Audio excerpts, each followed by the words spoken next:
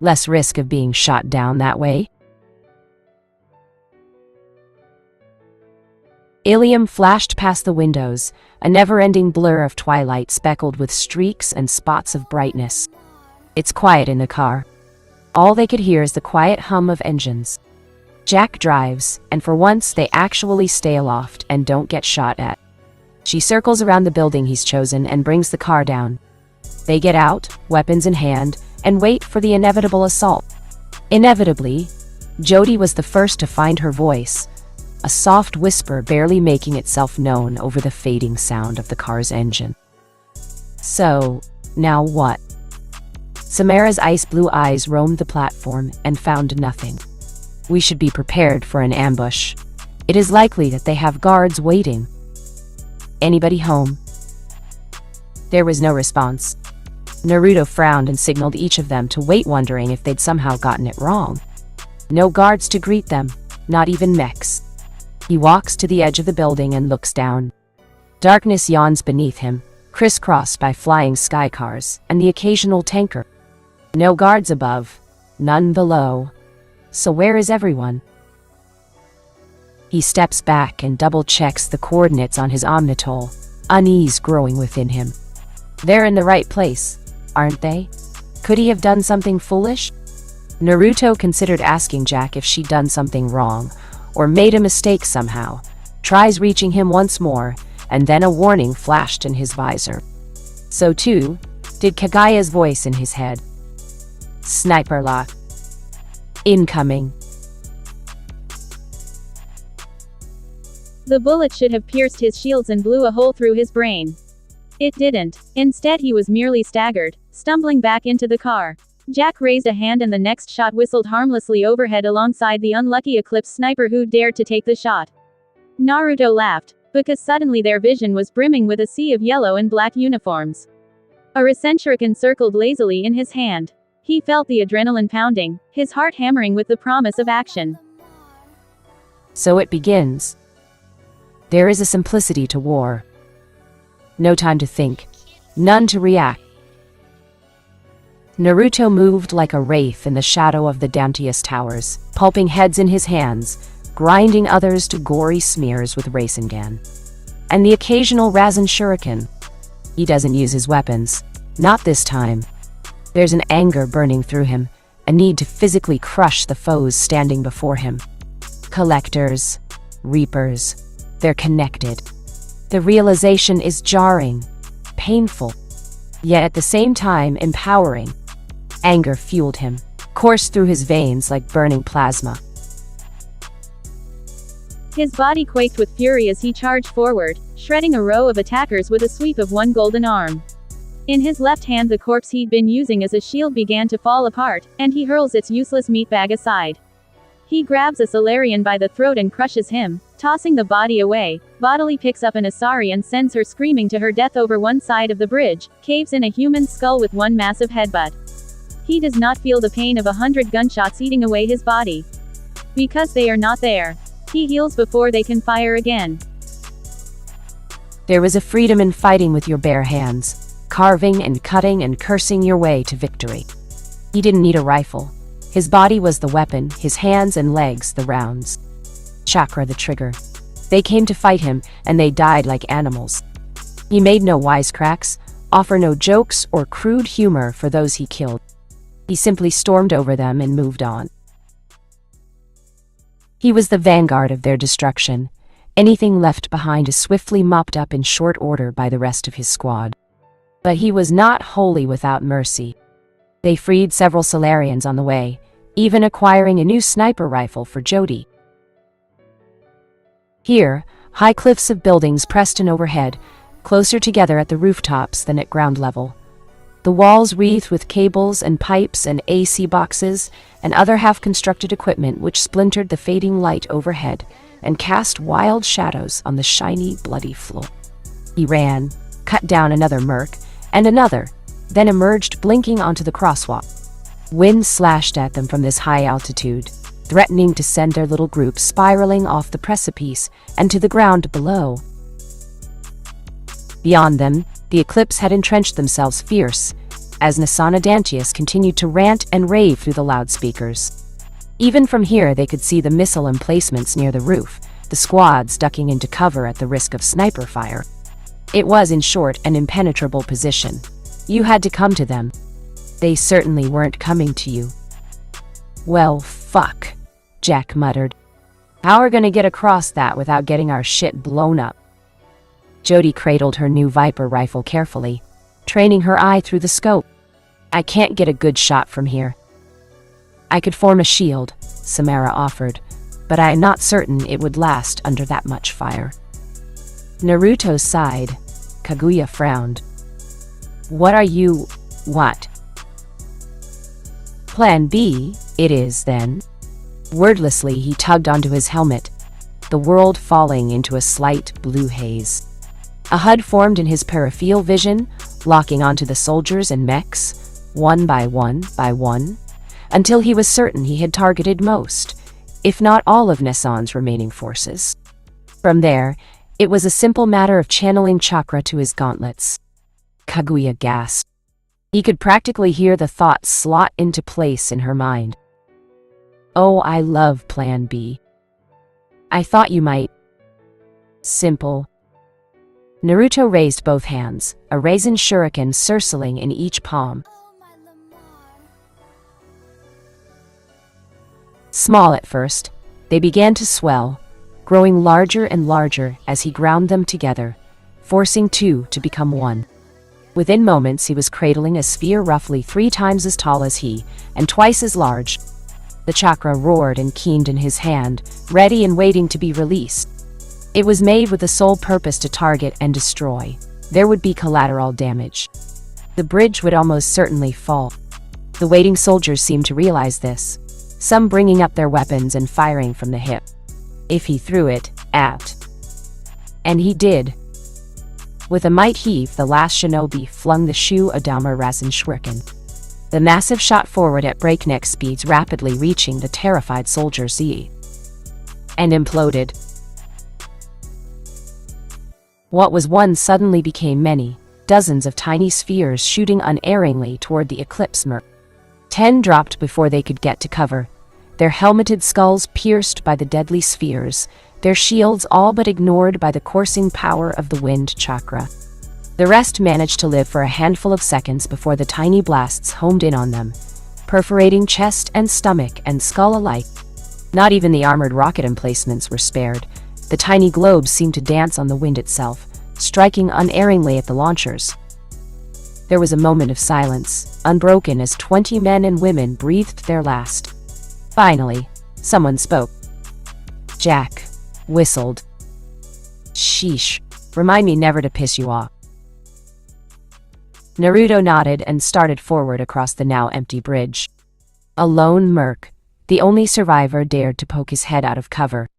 Jody's rifle rose and fell unerringly, a single, solitary shot leaping from her weapon to bore its way between the human's eyes. Naruto didn't even glance backward, but he did smile. So noted. Thane, Krios was. Not what one might expect. Naruto cocked his head aside at the Drell, frowning at him in the setting sunlight. Idly his eyes wandered the ruin of Nasana Dantius, the gaping hole in her chest. He couldn't bring himself to find humor in that instant. There was simply none to be found. The Drell had dropped from the vents like a wraith, ending 3 men and killing the crazed Asari before he could blink. That would have been difficult, even for him. Not impossible, but definitely difficult. He felt a nugget of respect coalesce in his chest. Impressive work. Krios didn't react, his hands still folded before his face. Hello? At that, the alien did raise his gaze, those black eyes blinking slowly. I apologize, he said, the words deep and throaty. Prayers for the wicked must not be forsaken. Jody frowned, a glimmer of uncertainty showing in her eyes. You think she deserves it? Not for her, Commander Shepard, Thane answered, causing the biotic to tense. For me. The redhead was already speaking before Naruto could stop her. Thankfully, Samara did. I'm not. Yeah, kinda a long story, that, he cut in mercilessly. Bottom line is, we need your help. An assassin with a conscience, Jack snorted. Gee, I almost feel bad for the collectors now. Collectors? The Drell frowned. Aye, Naruto growled. They're abducting human colonists. We're gonna nail 'em to the wall. Grinning, he extended a hand. Care to join us? You cannot stop us. Harbinger rumbled, its deep monotone making his very eardrums vibrated with every word. We have an army. We are legion. You are wounded. You cannot escape. Naruto tacitly said nothing, testing the weight on his leg. Yow! He was still standing on it by necessity, and the pain was still shooting up and down his leg like lightning. But when the armor deployed a cooling balm of metal to the ankle, the worst of it disappeared, leaving a hard, hot, dull agony behind. He gritted his teeth as the murky lights of the collector vessel flashed past all around him and took a step forwards onto his injured foot. The pain flared again, but it was manageable, bearable, for the moment. And then he laughed. Yeah, about that. His eyes flash white, a recentric encircled in his hand. We have a Kaguya. We spend our whole lives holding back. Imagine how much easier things would be if we just took what we wanted. Broker of Shadows. Your vessel is impressive. Naruto's head poked out from a tangle of wires, his soot-soaked face streaking a wide grin as he spotted Thane Krios standing below him. Thanks. Settling in well. There was a moment of shared silence between the two assassins after he asked that question. One from an age long past the other, a lethal instrument of death in his own right. It was a quiet born of respect for one another. Both were very good at what they did, and they shared a goal here in this ship. Finally, the assassin nodded. I have moved what meager possessions I have to life support. Firm hands clasped behind his back. I hope you do not mind. No, not at all. A small smile was only narrowly restrained as that greasy head ducked back into the upper deck. Make yourself at home. What's mine is yours, Tebeo. Those words were considerably muffled by whatever task he was attending to within. Evidently, he'd done some research on the extranet. A lot of research. Let it not be said that Uzumaki Naruto was not a many of many trades. He'd been poking his head into the ducts for the last hour now, installing who knew what up there. He'd said something about a personal security system. Who knew what that implied? As the blonde continued to rattle around in the coils, Thane allowed himself a moment to appreciate his new home. Naruto had been extravagantly honest as to how he'd come by it. What amazed him was what'd been done to the Corvette in the last few days. Among other things, his ally reminded him very much of a hamster on coffee. But all things considered, he had to give the techs credit where it was due. The upgrades had come in marvelously. The halls and walls were made of gleaming silver that curved in several directions. One curved toward the cockpit, the other circled toward the new and improved sick, and finally, the third split in a path toward the armory and airlock, before trailing off an elevator. An elegant inward design, all things considered. He'd seen the improvements downstairs as well. A fully outfitted medbay, lounge, kitchen, life support, and bar were but a few of the creature comforts Naruto had added above the engineering deck.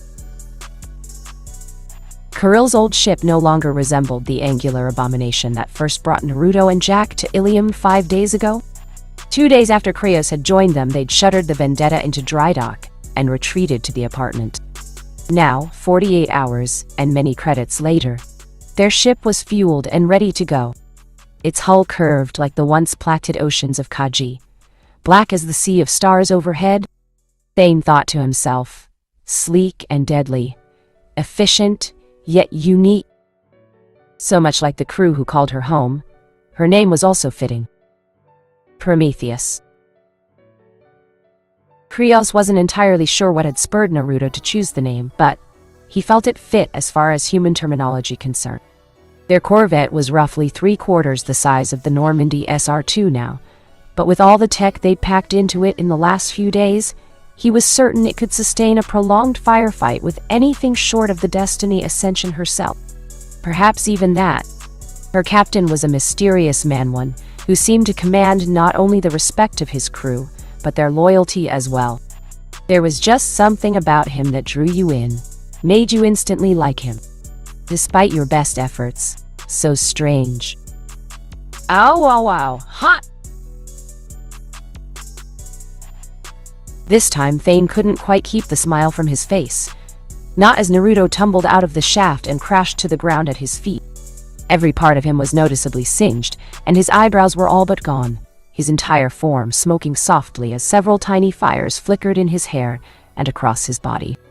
Despite the fact that he just created a small fireball in the inner workings of his ship, the whiskered warrior looked quite pleased with himself, grinning as he lay there on his back. "It works," he crowed proudly, bolting to his feet, no doubt alluding to the defense system he'd installed. "Yes! I knew it would work." "Right, Chief," a dry, sardonic voice quipped from the ship's speakers. "And you only blew yourself up once."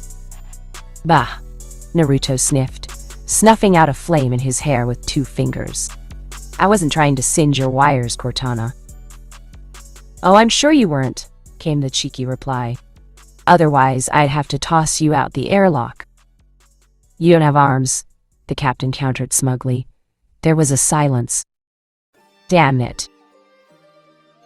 Ah, yes.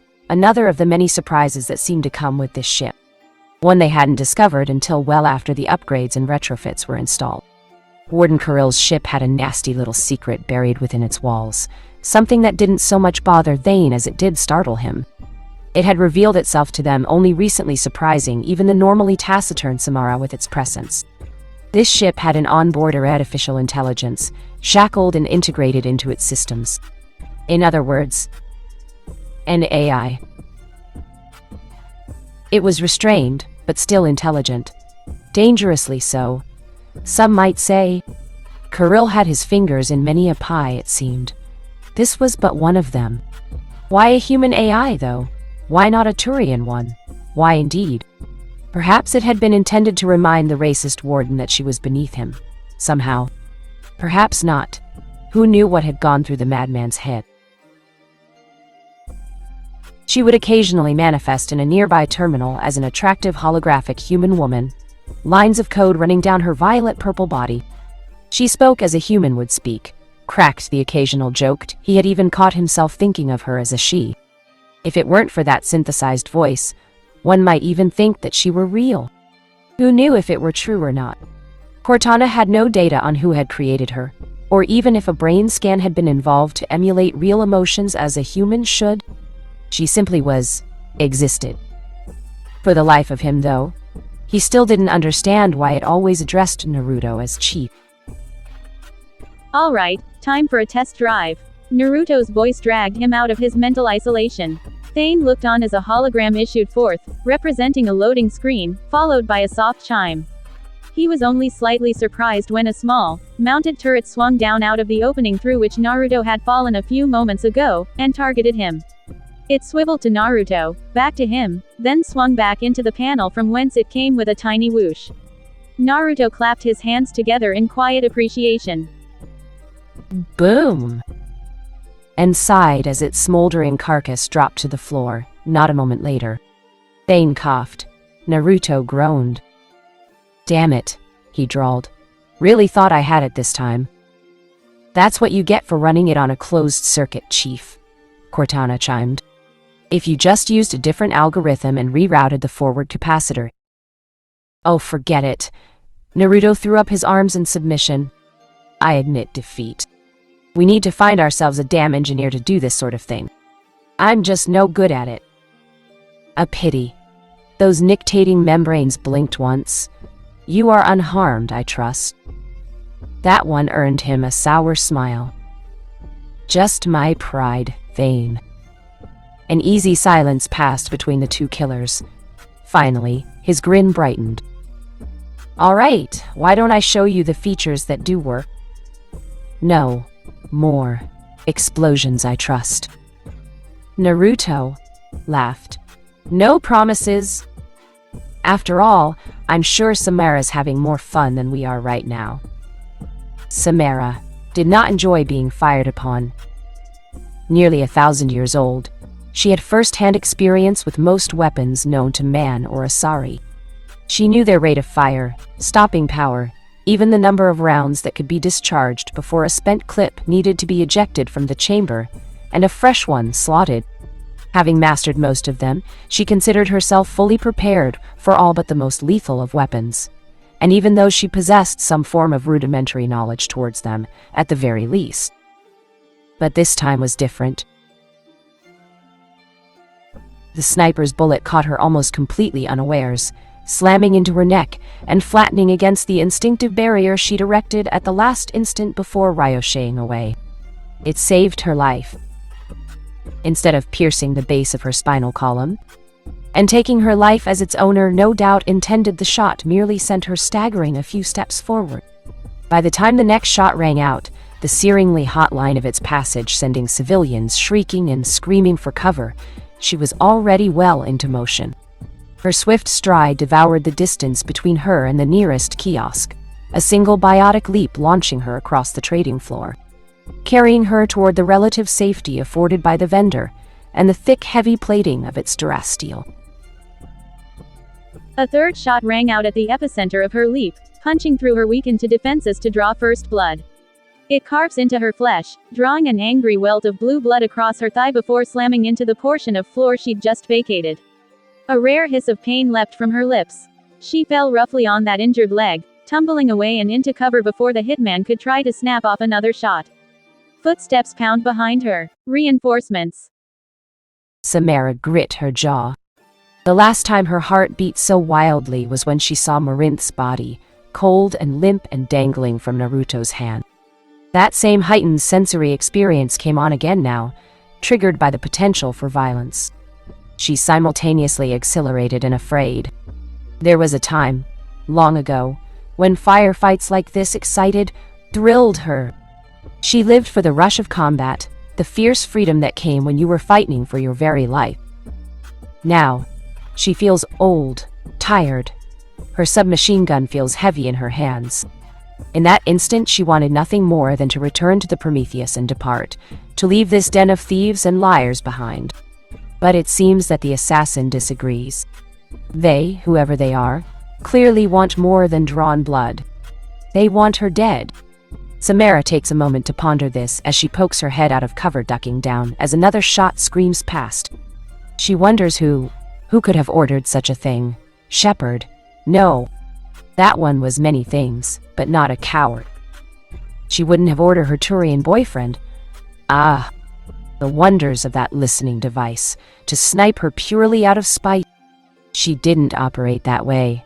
Or maybe she did. Regardless of the motive, it meant that the party behind this had a vested interest in seeing her dead. The who was complicated. Why was easy enough. Prior to this engagement, her task had been a simple one, if a tad mysterious.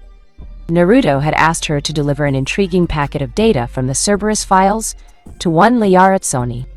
Supposedly, she was a dear friend of Shepard's. They'd even been intimate, once upon a time during the hunt for Saren. Needless to say, those feelings had cooled significantly since the commander's death. According to the Miranda's files, they hadn't spoken since that first fateful visit to Ilium some months ago. No emails, no keeping up via the extranet, nothing. From what they knew, Tsoni had a vendetta against the Shadow Broker. Not a force to be crossed lightly. But Samara was nothing if not loyal, and this presented another valued opportunity to cultivate a valuable resource.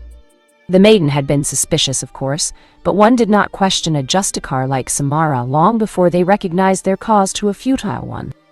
And once she'd seen the data, all inquiries had ceased. Going after the Shadow Broker. It had seemed like such a simple task at the time. Apparently it was important enough to warrant the execution of a Justicar. Bang. The harsh and deafening crack of a Black Widow to her left jerked her out of her thoughts, alerting her to the presence of another sniper, this one closer somewhere out of sight. She didn't know if this was friendly fire or no, only that it didn't hit her or graze off the ruined husk of her cover.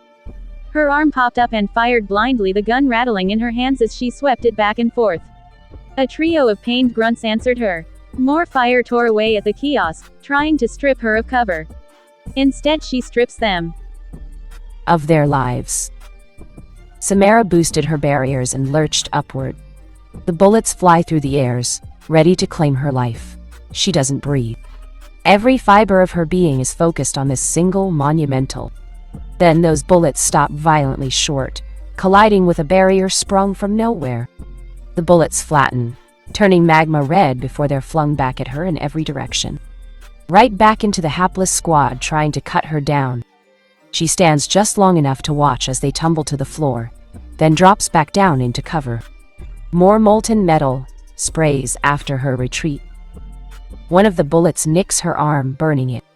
She squelches back a howl as the other bullets slam into the wall and floor around her, leaving smoldering, blackened holes.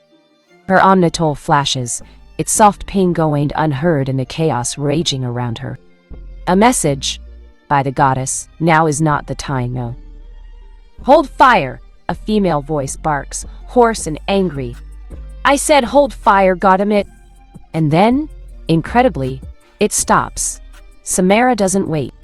She pops up again, grinding the remaining troopers to a gory smear on the ground in the time it takes for the speaker to blink and dropping down before the lone Asari can draw a bead on her. Then the words hit her. No. She knows that voice. She fought with her once. A snake of dread coils in her gut. Samara steps out. "Vasir!" She lifts her gun. The Asari stands in the center of the trading floor wearing gunmetal blue azure armor. A smile poised on her lips, an M15 Vindicator assault rifle lifted delicately to rest against her shoulder. Samara felt a tiny bat of sweat trickle down her cheek and grips her own Avenger tightly. Her hands feel sweaty.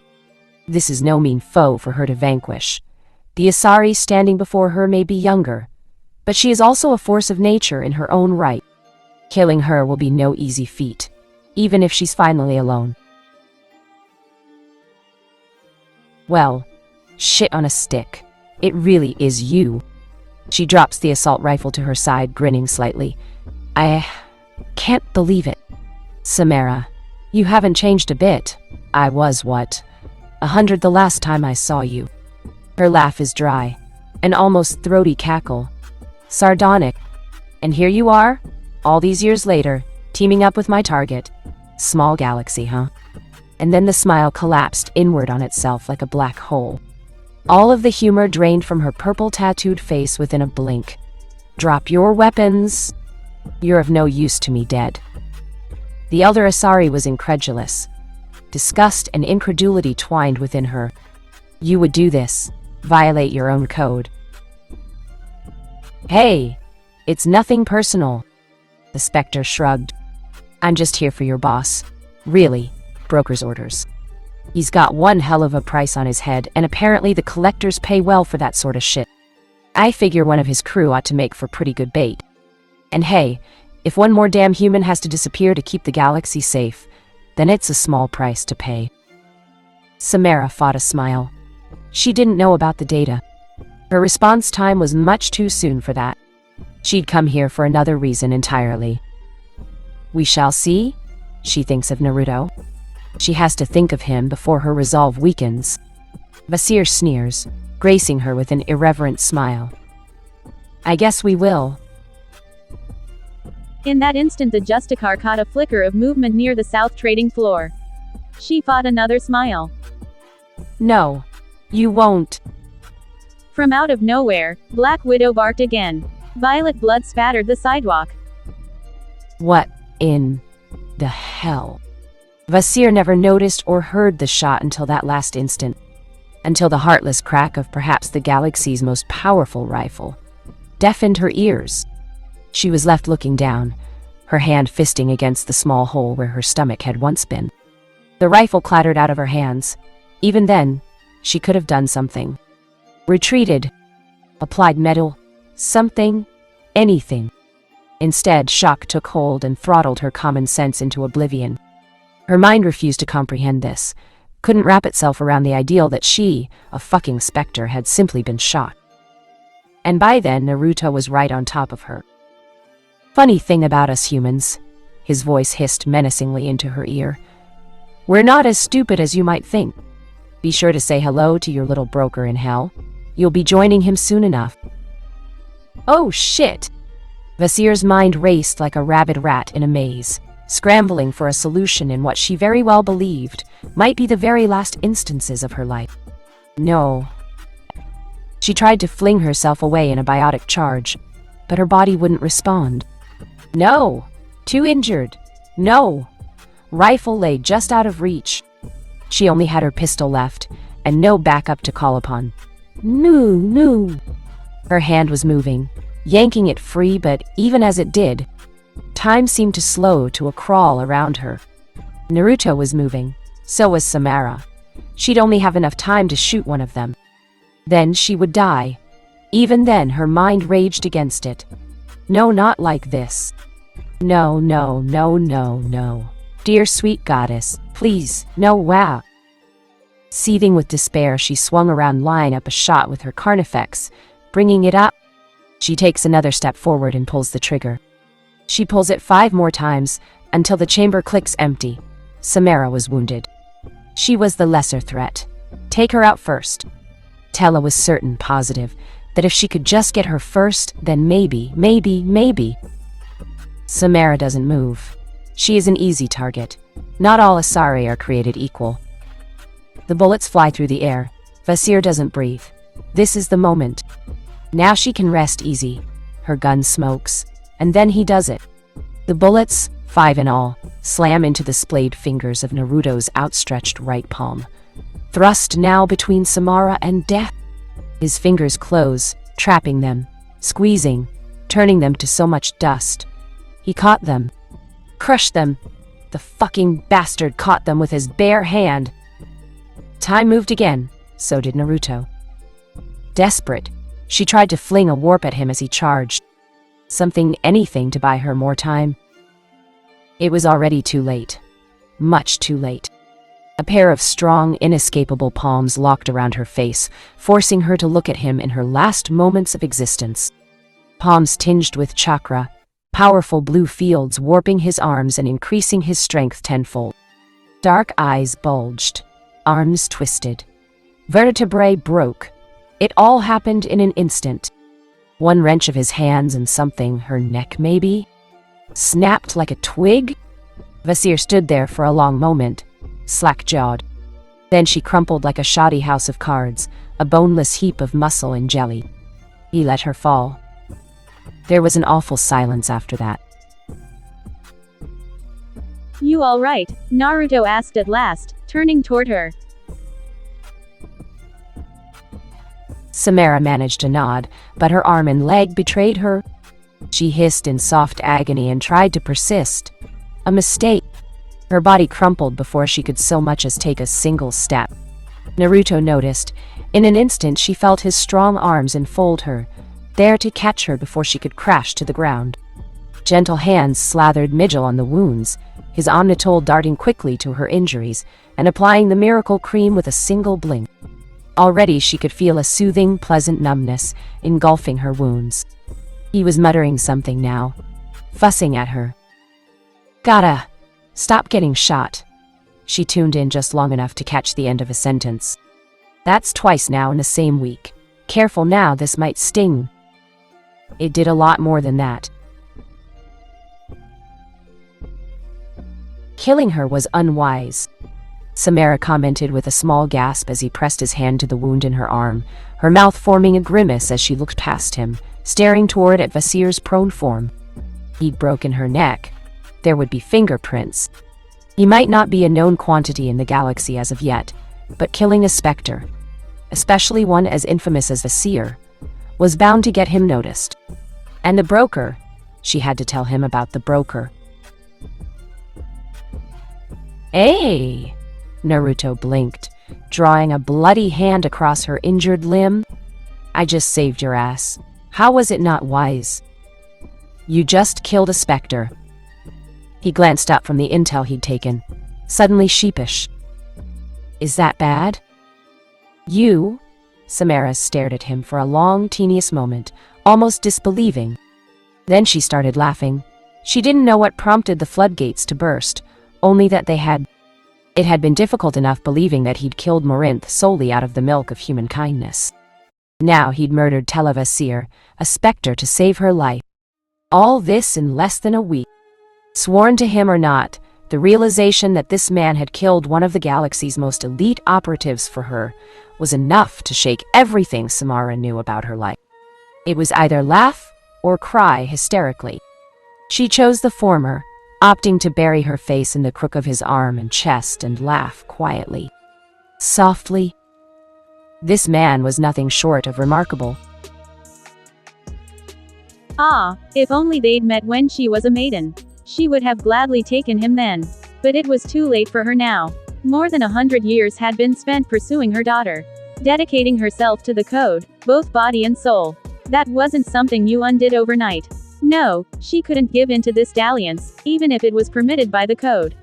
What did it matter if he was the only man who'd proved himself worthy in her eyes? Nothing, she told herself.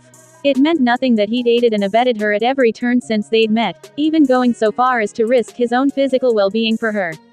Didn't matter that those strong arms were always there for her, always an ear to listen, always a shoulder to lean on. You want him, don't you? Samara went still at the sudden traitorous thought. It was something Morinth might have said. That it had been her own voice, her own self thinking such things, only made her mind rage. He caught those bullets for you, didn't he? Once more, that small part of herself, the part that ached for companionship, whispered to her. If that's not devotion, I don't know what is. The Justicar shivered quietly at the thought, not trusting herself. Stop it, she told herself. You stop thinking those things right now. Stop. Stop. Stop. I'm gonna go with bad. Naruto deadpanned at her, completely unaware of the silent war taking place within. Samara tacitly said nothing, choosing to outlast her brief moment of hysteria in his chest, rather than risk words again. Finally, when she deemed herself to be in control once more, she raised her gaze. That was when she noticed it. Your hand. Naruto blinked, raising his ravaged palm for her inspection. Yeah, almost forgot about it. His palm was charred slightly, red and burnt. Quiet proof of his actions. It'll heal. Her hand ghosted over his without thinking. Naruto started. His eyes followed the slow, deliberate motion, watching as her red glove traced over the injury with infinite gentleness. She half expected him to protest. He did not. To her surprise, those fingers curled around hers, warm and soft, strong. She was suddenly and intensely aware of his arm circling around her waist, the strong notes of his muscles pressing into her back. He hadn't moved since he'd caught her. Blue eyes smoldered into her own. Stop it. The Justicar sternly shook herself in his arms, pulling her defiant hand away. A moment later, "Where were you?" she asked at last, feeling tired beyond measure. I was preoccupied. His gaze shifted to the stairway from which he'd come. Thankfully, I had some backup. She half expected to see the Drell standing there. But no, today seemed to be full of surprises. Samara had never seen a green Azari before in her lifetime. Until now, she was the one who clutched the Black Widow in her arms, its stalk folding down against her back as she approached. Samara blinked. Did she take too much metal? Was her mind playing tricks on her? Surely that must be. It has to be, because this girl was green. She shouldn't be green. Greetings, Justicar. Her head declined in a demure nod. It is an honor to meet you. Samara squinted. Who? Samara. This is Shiala, he introduced, his chest puffing with just a touch of pride. Shiala, Samara. I recently helped her with a little contract negotiation. Ah, now it all made sense. The Paragon's silver tongue had struck again. Enough to charm a complete stranger into helping him take down a specter. Apparently. A corrupt one, but still a specter regardless of the fact. Goddess, what a day! She was weary. Eyes fluttered shut, briefly, drifting into darkness as exhaustion overcame her at last. She didn't have the strength to keep them open any longer. So, you ready to go? Shiala nodded demurely. I would be honored to assist. But about our agreement. Right. As soon as I get a good look at you, I should be able to make you purple again. Wow, that sounded weird. Thank you. Right then. Naruto grunted, and to Samara's helpless dismay, she found herself being lifted into his arms, carried like a human bride. Up we go. Can't have the authorities interdicting us. But first. Overhead in the black, she heard a new voice. What's going on out here, goddess? Ah, she knew that voice. Ah, Naruto grunted. Missed Sony, I take it. Sorry about the blood. She almost smiled. He sounded so nonchalant. You shot her. The specter broke her neck, really. But hey, same thing. Now, if you're quite done fretting over a dead body, I believe we have business to discuss. Walk with us. Without waiting, he did just that, his booted footfalls moving, Shiala's long stride matching his, until Liara's finally joined them.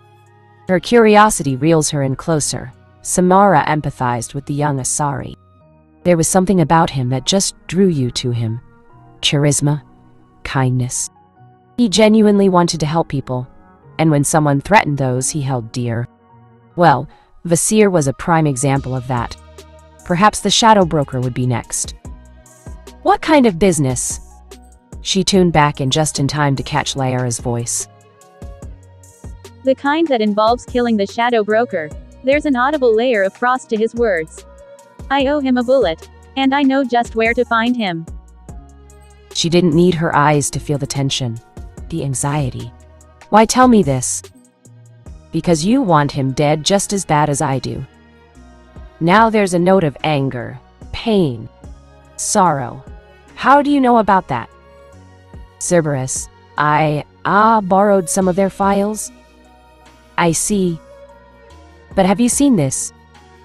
The clone chuckled cheekily and motioned with its free hand, discreetly creating another bunchen and immediately dispelling it. Liara blinked. As a matter of fact, I haven't. And as I was saying, I can't tell you how great it is to finally have another guy on this ship. Naruto cracked a grin as he finished giving Thane a tour of the ship. Too much female energy, man. At present, Jody was the only one on board beyond them. Jack and Samara had disembarked to procure a few final provisions before the takeoff. Naruto had a pair of disguised clones trailing them just in case any moves were made against either of them. He'd little doubt either biotic could not handle themselves in a fight, but he wasn't taking any risks. Not when the Normandy was still here. Shepard had to know something was up by now. As if to echo that very thought, a clone's memories came boiling back into his brain.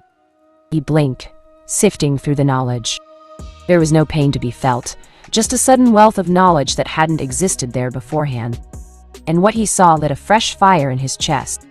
His clone had rectified the matter, but now company was on its way. Sometimes he really hated himself. What was it about him that caused him to stick his nose where it didn't belong? Must be a hero complex. More facts. Vasir had data with her. Data read by the clones and transmitted. Encoded transmissions. Heavily encrypted.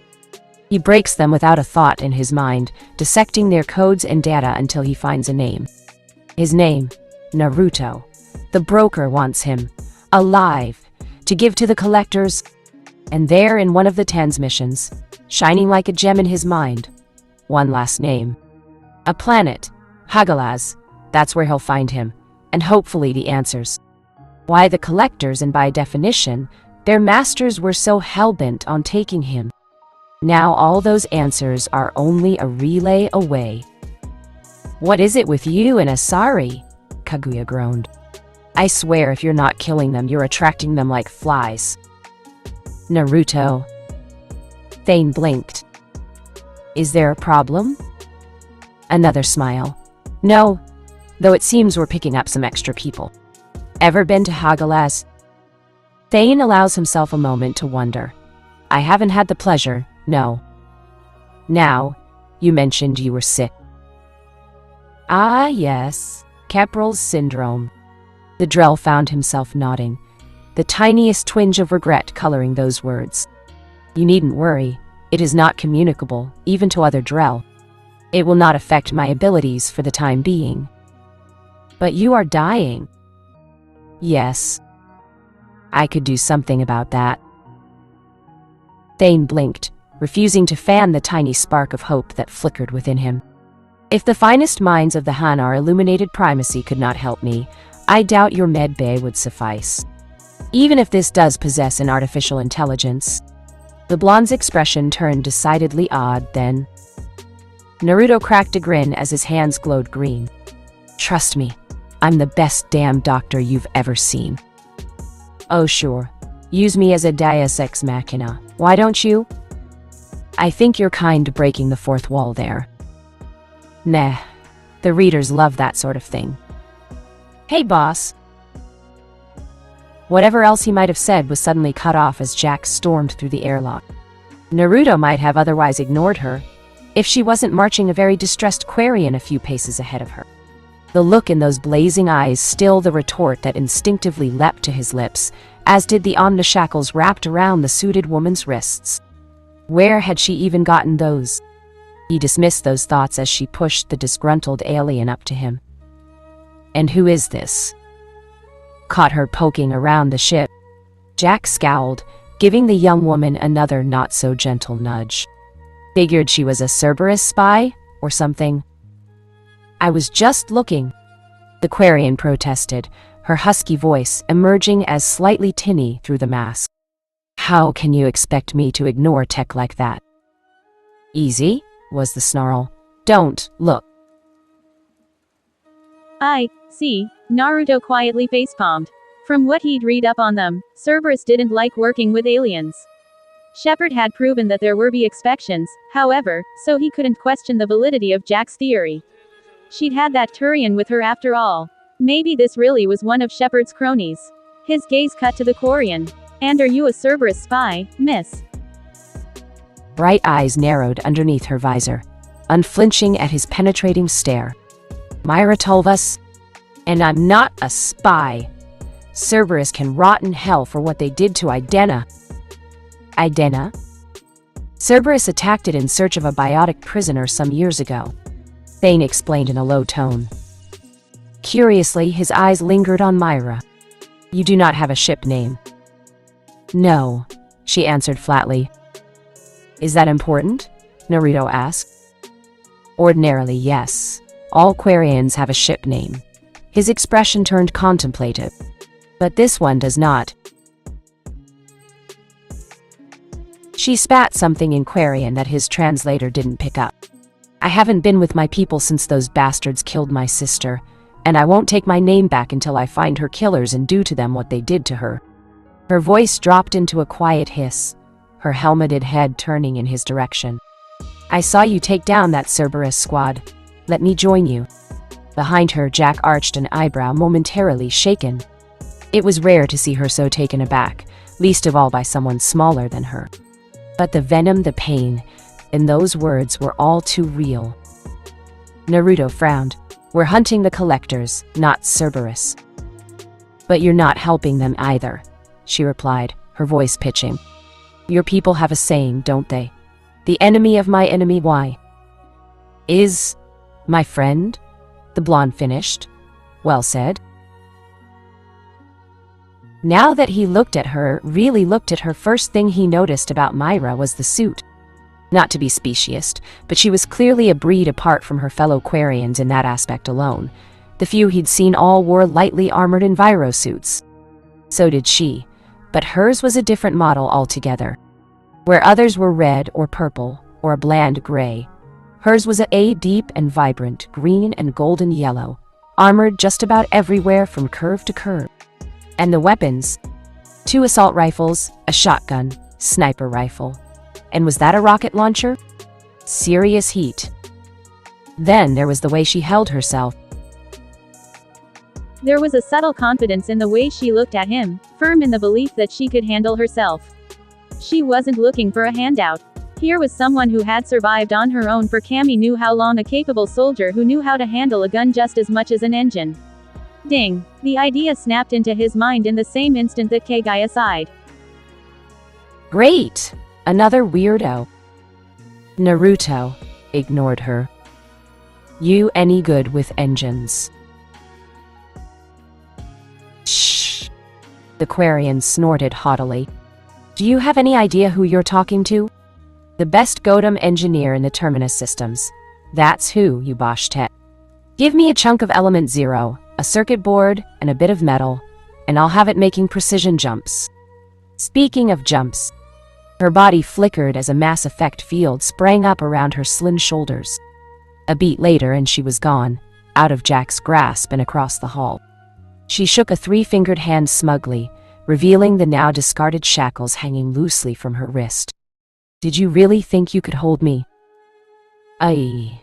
Quarian Vanguard, Thane mused. Rare. Naruto very nearly shook his head in exasperation. Another biotic. What the hell? He seemed to be picking them up left and right. He was seriously beginning to feel singled out here. All right, consider yourself hired. Tell Cortana if you need to place a requisition order. I look forward to working with you, Myra.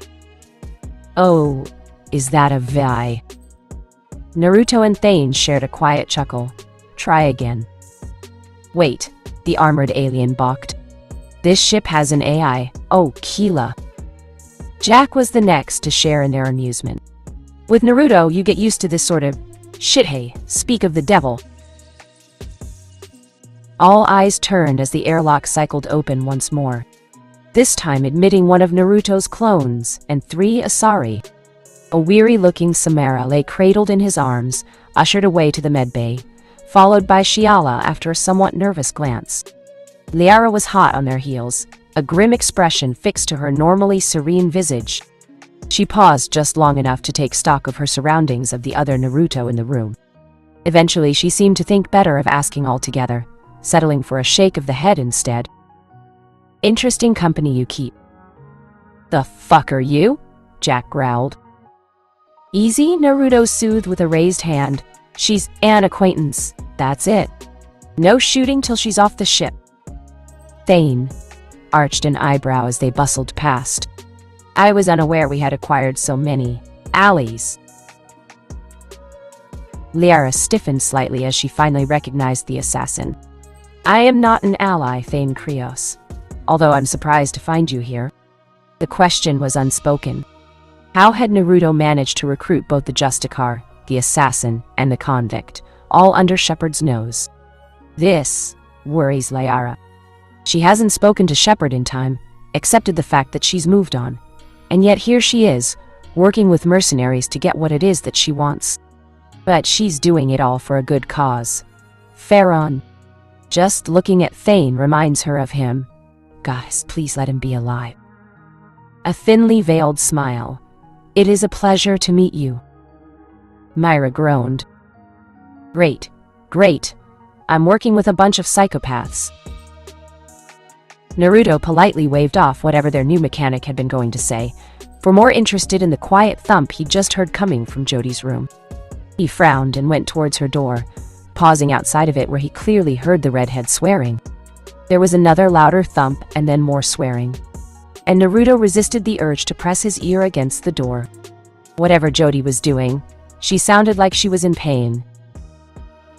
Jodie? He called. Are you okay? Naruto knocked on the door and waited. Silence stretched behind the door, at just when he was starting to wonder whether he should open the door and come in. He heard the sound of someone moving, and then quiet cursing. Curious. Just a minute. She sounded flustered and a little stressed. I need some help, but... Those words fell away as he blundered his way into the room.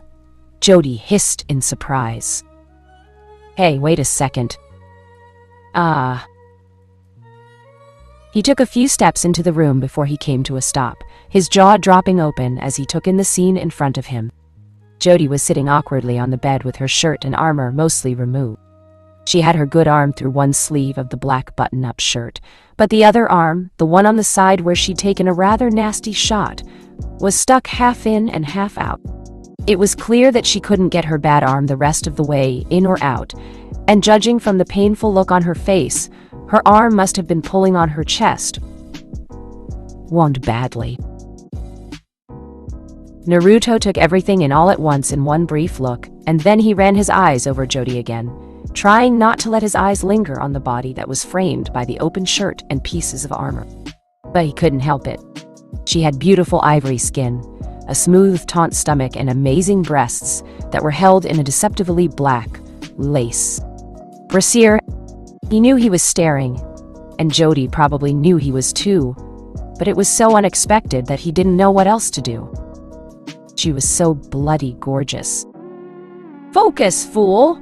Kaguya mentally slapped him upside the head, jump-starting his dead brain. It worked. Need some help? He asked. Jody's green eyes met his blue eyes, and for a moment he felt something pass between them. He couldn't have said what it was, only that it felt good. Then the moment passed, and she nodded to him. Sure, that'd be nice. Yeah, nice. Right. Okay. Sure. Oh, sod it all. Naruto grumbled and clambered over to her as quickly as he could, trying not to stumble over his own 2 feet in the process. Jody watched him like a hawk at his approach, her back shooting ramrod straight as his fingers brushed her shoulder. She shivered, though whether it was from the pain or something else, he knew not. For a moment, just a moment, he felt like an awkward teenager again, his cheeks burning at his first sight of pale skin in the starlight, her sweat-soaked form jarring against him in quiet need. Imbecile, he chastised himself, ruthlessly banishing the ancient memory to the darkest corner of his mind. Shake it off. You've seen naked women countless times before. Why should this be any different? The answer eluded him. Or maybe he just wanted it to. Jody's quiet, pained whimper brought him back to the world. He realized he'd helped tug off her shirt, peel away those blasted pieces of armor sticking to her skin. The wound had healed somewhat, a far cry from the gaping tear that it must have been. But the sight of her in pain tugged at his heartstrings regardless. Now, he was tearing it back open. God, he muttered quietly, wincing as he helped pull the last piece away. Why didn't you tell me about this? Thought I could handle it, she muttered. When? It was not a question. When we were chasing Morinth, she conceded to his stare, averting her eyes like a naughty child. I got hit by some shrapnel, didn't think it was so bad, but, guess it tore again. You stubborn girl. Didn't anyone tell you can't just tank with regeneration? It takes stamina, time. What about you? He gave her an odd look, unprepared for the sudden turn of phrase. What about me? Her eyes shimmered quietly in the dark. You look tired. Have you been sleeping? Off and on, came the evasive reply. Naruto. He tried to deflect her question with humor, and for once he couldn't. Because deep down he knew there was a purity to Jody that he'd never seen before. It was there in her tentative smile whenever she spoke, the way those dark green eyes always followed his every move, observing his every action. Thus far she'd emulated him, as if she were a paragon, incarnate. Every action on her part had mirrored his, going out of her way to save innocent lives, to guard those unable to protect themselves from the terrors of the world. She was like him. The problem was that she's also everything about him that was horribly wrong. Impulsive, reckless, sentimental. He fears that once more someone, Her will make the same mistakes he made, and the universe, and all others, will be thrown back into the fire once more, while everyone else pursues diplomatic, politically correct goals. The problem is that people feel guilty in acknowledging they need an edge. Pride becomes a mortal sin and leads to ruin. Despite that, she trusted him implicitly, and he wasn't worthy of it. Yes, you are. In his mind, he felt Kaguya lay a cool hand on his soul, a surprising balm to his spirit. You've been a wonderful leader. No, I'm not. If my clone hadn't been there today, Samara would have been captured. Or worse, I was too careless. So is Jody. If he were to tell her of all those he'd willingly slaughtered, all those he'd abandoned, would she follow him? Would she become a killer with a conscience, like him? Or would she go cold, eradicating all those who stood in the way of what she wanted? He didn't know, didn't want to know. Suddenly, he laughed. Honestly, he chuckled morosely. It was a soft, hollow cry of a sound. I have no idea how we're going to do this. I'm trying to hold everything together and I act like it's all one big joke, but really? He buried his head in one hand. To me, at least, it feels like this whole thing's trying to pull itself apart at the seams. Everything, all of you, are with me because I promised you something. Jack wants revenge against Cerberus. You want to know who you are. Until recently, Samara wanted her daughter dead. I'm pretty sure Cryos has issues of his own. I swore to Shiala that I'd fix whatever's wrong with her, and I'm not even sure I can. Now there's this whole spiel with Myra and Liara. I've got Shepard to worry about, Cerberus, the collectors, and now the Godam shadow brokers trying to kill me. I literally woke up in a cell and had to fight my way free. And I've been fighting ever since. Now I lay awake at night, and I wonder, what if something happens? What if I'm too slow? Today was a perfect example. What if I lose one of you? What if I'm not good enough? Jody can only take it in. The words have rendered her speechless. Her throat is tight. Her heart pounds wildly. That isn't true, she manages. It's such a clean, simple thing to say to such an emotional outpouring. Perhaps Naruto really is different. He was never so direct before. Never so desperate. It's as if he were hanging by a thread. Jody cautiously goes to him. She touches his face and brings him close. Naruto settles his forehead on Jody's shoulder. He shakes without making a sound. He smells of sweat and blood. He is warm, solid, real, alive, not some tangible ghost. Jody runs her fingers over his hair and realizes she's already lost a battle she didn't even know she was fighting. She's hopelessly in love with him. Idiot, she muttered, smoldering softly in his arms. Let us worry whether we're good enough or not. Naruto said nothing. Jody didn't mind. She looked away, fretting quietly. She wasn't quite sure what made her do it, only that she did. One moment she was looking her, the next, she pressed her lips to his forehead. He sighed quietly. Stubborn. I blame you. In the end, she simply held him. The shadow broker waits in darkness and silence. There is almost no noise here in his private chamber, only the quiet thrum of his terminals alerting him to the occasional message. One such message informs him of Vasir's death. Unfortunate. She was a useful pawn piece he often favored for his wet work operations. Her death is unfortunate, but not unexpected. She can be replaced. Waving the message away with the flick of an arm, he turns his attention to another terminal. This one piques his interest. The observer has reported the disappearance of Tasoni. Likewise, Uzumaki Naruto and his crew have all but vanished. There is only one conclusion. They're coming for him. The broker clicks his teeth in annoyance. Any warning given would probably come too late. He expects that the attack will begin soon. They think that they can defeat him. Dethrone him. Had he been a gambling man, he might have estimated their odds as slim. Their hope, futile. He knows Tasoni will come for the Drell. She's fixated on him. She thinks there is still light in the galaxy. Hope. But there is no light here. no hope. Only secrets and shadows.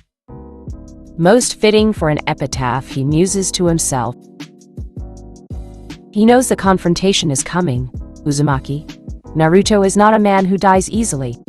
He's the last of an ancient people, perhaps the first to ever truly resist the Reapers. Their civilization made the Protheans look like a gaggle of mindless apes by comparison. Their miracle energy, chakra, by definition, could be used by anyone. One need only find the proper applications. And he'd had years, decades, to unlock the secrets contained in the ruins left behind by those proud people. One such relic lays on his desk. With a touch he activates it, sliding the gauntlet onto his hand and locking it there. A part of him looks forward to the confrontation. Ancient lore said that the Uzumaki clan was merciless and unforgiving of their enemies, that they were terrible powerhouses capable of annihilating entire cities when truly provoked. That rings painfully true of this one. Uzumaki may think he has a few tricks up his sleeve, but the broker has secrets of his own. The game has been set, the pieces laid out on the chessboard. Now he has only to wait. All right. Thane turned with a start, blinking as Naruto emerged from Jody's quarters not 5 minutes later. There was a sizable spring in his step, a gleam in those bright blue eyes that hadn't been there before. The shadow of weariness and doubt had all but vanished from his face, replaced by a cheery grin and steel resolve. It was, he thought, an improvement. A good commander worried about his men.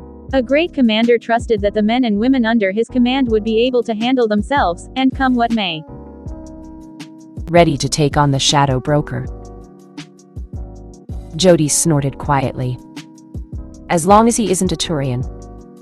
And doesn't work for Cerberus? Jack chimed. Myra was quick to take up the call. Here. Thane took it all in and blinked. Interesting. Obviously something significant had happened between this merry little band before he'd met them, and whatever it was hadn't been good. Because even though Jody had spoken without a hint of negativity in her voice, her comment about Turians had been too pointed to be an accident. Thane was a Miesmane, knew the telltale sound of fuck you even when the words weren't being spoken. Jody's quiet comments definitely had that kind of a ring to them. The only mystery was whether she'd made the comment because she was annoyed about a certain Turian, or because she disliked them in general. Add to that Myra's hatred for Cerberus, Jack's raving paranoia, Samara's icy disposition, Naruto's overall quirkiness, and Tasoni's raging vendetta against the shadow broker, and you had a recipe for disaster. Then there was the matter of his own emotional baggage. This should be an interesting mission. Naruto laughed and clapped him on the back. You don't know the half of it. Somehow, he doubted it could get much worse. But still, he wouldn't have it any other way. Things were getting worse. Much worse. Garrus knew it the moment Shepard came storming into her main battery. He saw it in her posture, the way she clenched her jaw, her fists balling furiously at her sides. Tiny ripples of biotic power sheathed her body in angry crackles of blue flame. Her blue eyes were glittering an eerie red in the dark, something that both worried and unsettled him. He'd known her to lose her temper sometimes, but never like this. Not like this. That gleam in her eye worried him, more so than the fact that she was still armed and in armor. Jane had been in a funk ever since she'd learned of her Alliance discharge, but the fury then was a mere candle compared to now. Only an hour ago she'd taken Jacob and Morden to try and recruit the assassin. Krios or something was his name. She'd even intended to give Liara information on the shadow broker afterward, an olive branch to restore their friendship. Evidently something had gone wrong. Very wrong. They're gone, she cried, stomping up to him, her cheeks red with anger. He glanced up and closed down his screen, raising a talon haltingly as she plunked herself down onto a crate. All right, who? Liara, the Drell, both of them. Ah, he tried lamely. Is it so wrong that he feels just the tiniest twinge of jealousy at the mention of that name? He knew Shepard was beyond and past the point of no return in that matter, but it still stung. He cares about Jane and all that she is. He truly does. But the way those red eyes glint at him in the darkness. It's unsettling. The scars are getting worse. So is her temper? Don't you me, Fakarian. She swats his hand away from her shoulder when he tried to comfort her. She's gone. And so is his ship. He's playing with me, fucking with my head. Look. He left this in Liara's office, on the body of her receptionist. Before he could ask just what she meant, she opened her Omnitol and summoned up a file. The image of the blonde from before popped up, and as ever he was smiling. "Yeah, Shep?" The blonde grinned merrily. "If you're getting this, then that means we've left Ilium behind us. I won't say where we're headed, confidential and whatnot. Just wanted to let you know. You're probably pissed to all hell by now, and I'm sorry for that. Thane's with me, if you're wondering. Nice fellow. But back to business." He leaned forwards, his face all but filling the screen. "I killed a specter today. Friend of yours, maybe? Dunno. Still, I wanted to say this. Don't come after me. I've got business of my own with the collectors, and you have your own. Let's try not tear each other apart while we're out saving the galaxy, nah? And hey, while you're at it, do the right thing. Leave Cerberus. Don't try to find me. Don't fight me. If you do, I'll just make your life a living hell. Seriously, though. Cerberus, really? Do you have any idea what your little friends are up to? Biotic death camps for kids. If there's an ounce of decency in you, you'll blow those assholes out the airlock and not look back. Don't end up a monster in your own skin. If you do, well, maybe it'll be time for a new shepherd then." His lips quirked in a sad smile. "Hopefully it won't come to that. See you in the stars. Naruto." "See." She shut down the message with a hiss. Who the hell does he think he is? Garrus didn't see the threat. What he saw made a great deal of sense. He was telling her to space the Cerberus personnel, something he personally approved of, and go after the collectors on their own. He wanted to be left alone, and promised retribution only if she came after him. If anything, he seemed open to the possibility of an alliance. Something he was certain Shepard would never agree upon. But he owed it to her to at least offer the possibility. A part of him considers mentioning that he's found Sedonis. He reconsiders. Now is not the time. Maybe we should be working with this guy, rather than against him. She recoiled, looking hurt. "I thought you were on my side, Garrus." Without thinking, he raised a hand to stroke her cheek. "Of course, I'm with you." Jane jerked back. "Then act like it, goddammit." Without another word, she twisted past him and stormed out of the battery. He lets her go. Garrus knows there's something wrong with Shepard. He just couldn't put his finger on it before. But now he can. And the old and painful realization hits him like a drunken Krogan's punch, straight to the gut. Commander Shepard, his mate, was slipping. If there is a hell, it is Hagalaz. The planet is a maelstrom of lightning and wrath. The intense heat on one side of the planet and the extreme cold on the other make for violent storm cells wherever the sun is rising or setting. As a result, the flora and fauna of Hagalaz have developed the capability to live in cycles of ice, flooding, baking heat, and dramatic air pressure changes. The biota of the planet has been largely unexploited by the exotic pet and gardening trades, since simulating their natural conditions is problematic for the average consumer. Of course, none of those facts matter now, just harmless facts. Words. Liara restrains a rueful chuckle at the odd train of thought her mind has taken. Perhaps she is simply trying to cope with the sudden possibility that her dream might very well become a reality. She allows herself a moment to consider the small band that will be accompanying her. Mercenaries, hired hands. She wished Shepard was here. Then she wouldn't have to work with these strangers. But they've given her the information she needs, and she can't ignore it. Neither can she afford to ignore them. The Justicar had stayed on board with the convict to mend her wounds. Those she can ignore. Not these. So she watches. Myra is the first one to gain her attention. She's never seen Aquarian soldier before, not like this. Every inch of her jade and saffron-colored suit is tough and plated with armors, wreathed with redundant barriers and kinetic fields. One might think that the woman beneath was just the same, coarse and cold, shuttered off from the universe.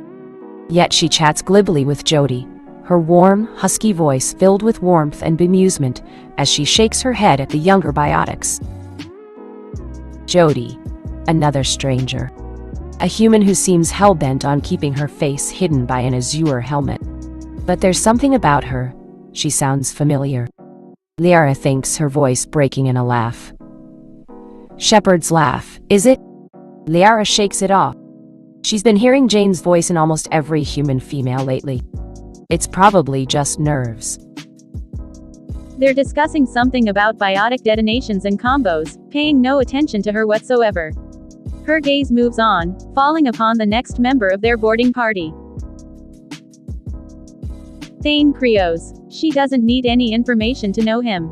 To know that he's a master assassin. His body is a deadly and lethal weapon in its own right, but today he packs an Armax needle and deceptively harmless-looking paladin just in case. His dark eyes are shut, his mouth moving in a silent, pre-battle prayer to his gods. Finally, her attention falls on the leader of this merry little band of misfits. Naruto. He looks positively menacing in his heavy armor, facing away from her in the pilot's seat of their shuttle. She can only see his back, but it's enough to make her shudder. All black death and armed to the teeth, bristling with weapons, grenades, and the like. His ship had been the one to ferry her to Hagalaz, and this was his shuttle. He'd been nothing but sociable since they'd met, if a little sarcastic. By all means, she should feel grateful for his unfaltering assistance, stranger though he might be. And yet, there's something eerie about him, a genuine feeling of wrongness, somehow. The V-shaped slit of his visor glows an eerie blue. He notices her staring. Turn. His head cocks aside, moving just a fraction of an inch, enough to make her fidget. His voice rumbles like a slow-moving avalanche through the helmet. Nervous. Nervous. Liara willed her voice not to break beneath that gaze, tried not to laugh hysterically. Why would I be nervous? It's not as though I'm on a ship full of perfect strangers, none of whom I know, several of which are packing enough weapons to blow up a small space station. No, I'm not nervous. Not at all. There was a silence. That was a joke. Naruto laughed, better than my sense of humor. All right, ready. We're about to hit the atmosphere. A chorus of affirmative responses echoed in the cabin. Without further elaboration, pushed the shuttle forward, the controls bucking under his hands the moment they exited the safety of the Prometheus. The broker's ship lurked just ahead, a sinister wedge-shaped vessel with a broad shield of heavy panels protecting its rear like the hilt of a sword.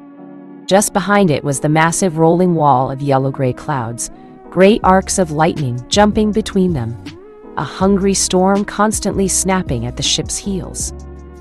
He had brought them in almost dangerously close, making it only a brief hop to the other ship.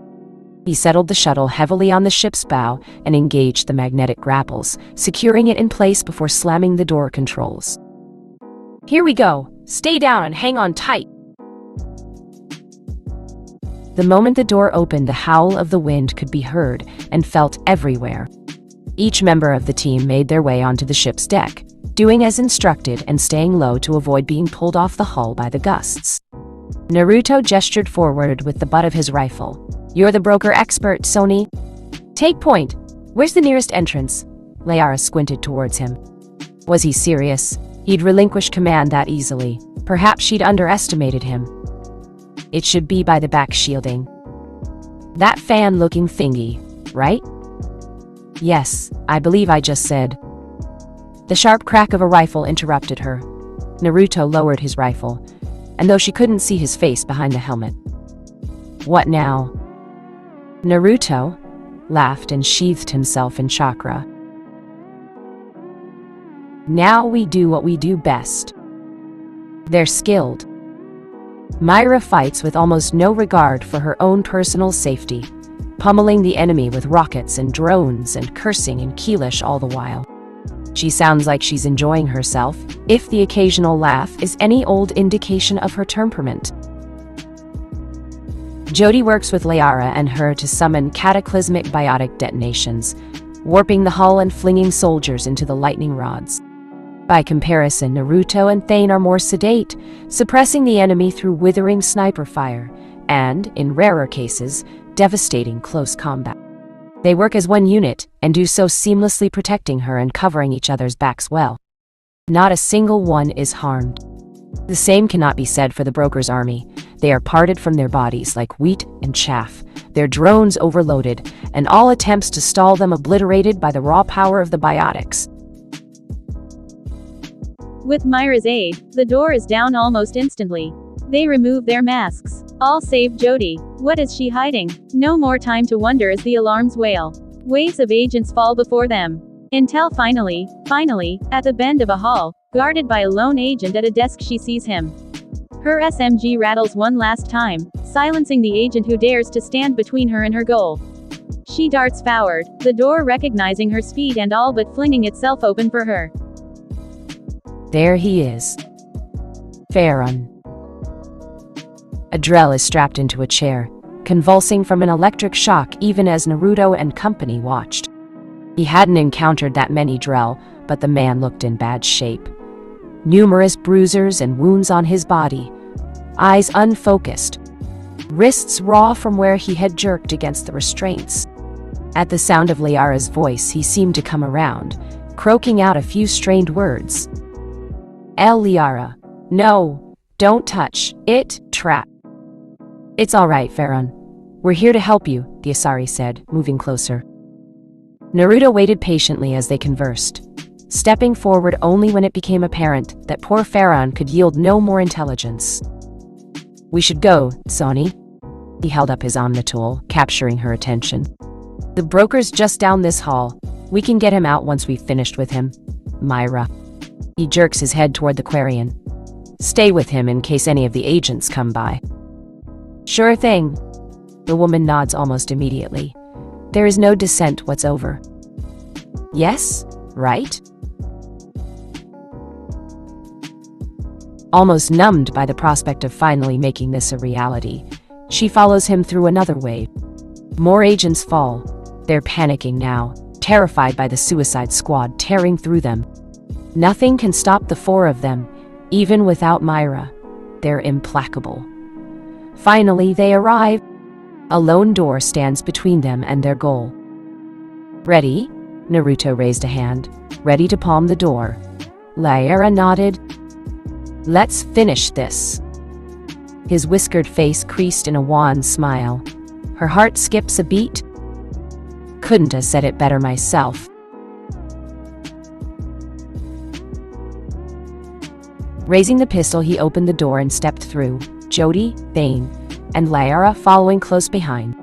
The room they entered was large and dimly lit, roughly circular with a truly massive desk occupying its center.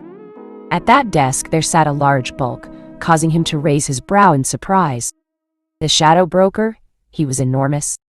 Bigger than even a Krogan unless his eyes were playing tricks on him. When the Broker deigned for them to be worthy of hearing his voice, the effect was only strengthened by the deep reverberations of his voice. He sounded like a slow-moving avalanche. You came for the Drell. Naruto growled. No, he replied, watching the large form carefully. That was some other guy. His name was Sherlock.